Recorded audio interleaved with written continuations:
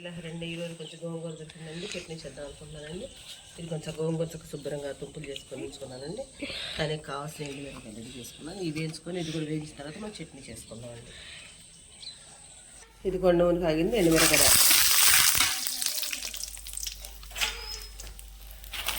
ఇది తేల్చుకున్న తర్వాత అప్పుడు మనం గోంగూర వేసుకున్నాం. రెడీగా ఉంచుకున్నాను కదండి. కొంచెం చింతపండు కూడా జస్ట్ చిన్న చిన్న తుంపులు కదిపి ఇందులో ఉంచుకున్నానండి. అంటే పులుపు సరిపోదని చెప్పి కొంచెం చింతపండు కూడా వేస్తున్నానండి, టేస్ట్ బాగుంటుందని.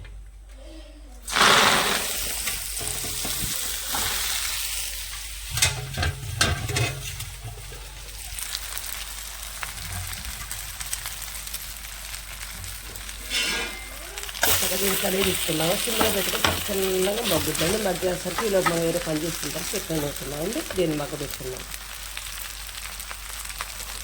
ఇది కొంచెం ఎండుమిరపకాయలు చక్కగా చిన్న జార్లు వేసానండి, చిన్నగా మిక్సీ పెట్టేసుకున్నామండి. ఈ సన్నకాయలు కాబట్టి ఈ రోట్లో మనం తొక్కిన గింజలు నలగమండి. గింజలు నలగకపోతే గోంగూర చట్నీ టేస్ట్ ఉంటుందండి.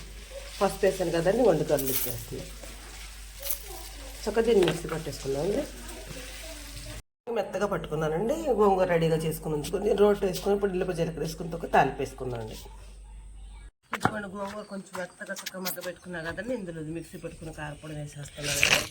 దీన్ని చక్కగా తాలింపేసుకొని కొంచెం ఎల్లిపాయ కొట్టుకొని తాలింపు పెట్టేసుకున్నామండి. దీన్ని చక్కగా మెత్తగా దొక్కున్నామండి. ఇది మన ఇంటికాడ చెట్టు అండి, చిన్న చెట్లు రెండు ఉంటే ఆ చెట్లు రెండు కోసి చేస్తున్నానండి.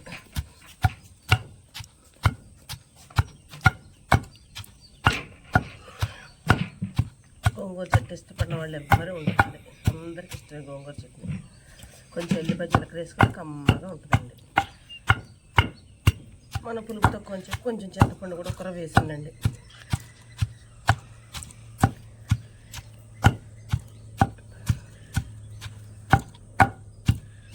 మా చిన్నతనంలో అయితే ఊరగాయ పెట్టుకునేవాడు. ఇప్పుడు ఎవరు పెడుతున్నారండి ఊరగాయలు? అసలు ఆర్డర్లు ఇచ్చుకోవడం తెచ్చుకోవడం, ఇట్లా రోట్లో కూడా ఎవరు నూరట్లేదు.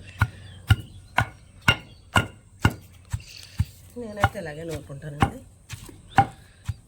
ఈ ఆకులా తొక్కలా లేకుండా గుజ్జుకుందనుకోండి, కూతంతైనా కొంచెం అన్నంలో కొంచెం నూనె ఎక్కువ వేసి తాలింపు పెట్టుకుంటే కొంచెం అన్నంలో కొంచెం అన్నంలో కలుస్తుందండి.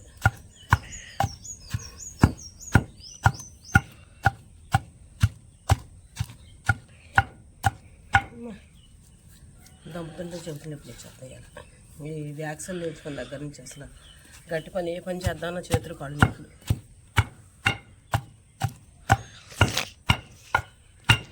ఓకేనండి, ఈ విధంగా దంచుకుంటారు. చక్కగా దీన్ని తీసుకుని మరిన్ని తయారు చేసుకుని ఎండుమిరపకాయలు, కరివేపాకు, జీలకర్ర, వెల్లిపాయ వేసుకొని తాలింపు పెట్టుకుంటే సూపర్ ఉంటుందండి.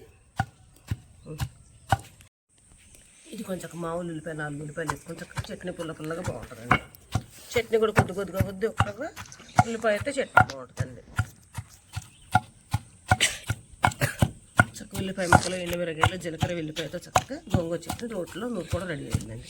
చక్కగా దీన్ని మనం తాలింపు పెట్టేసుకుందామండి. ఇప్పుడు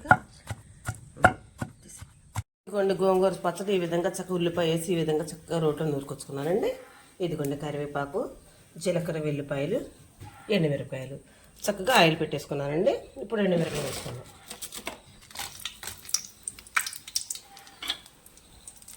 గోంగూర పచ్చడిలో ఎంత నూనె వేసుకున్నా కానీ చక్కగా ఇది అయిపోద్దండి. జీలకర్ర, వెల్లిపాయలు కూడా చక్కగా ఈ విధంగా తాలింపులు వేసుకుంటున్నానండి. దీని తర్వాత కరివేపాకు వేసుకున్నాం.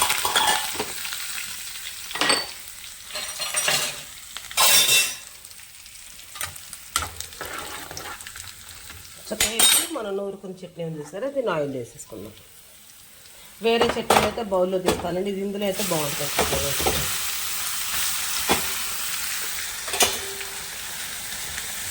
చూసారండి గోంగూర చట్నీ ఇదిగోండి చక్కటి కమ్మటి ఆంధ్ర ఆవకాయ రెడీ.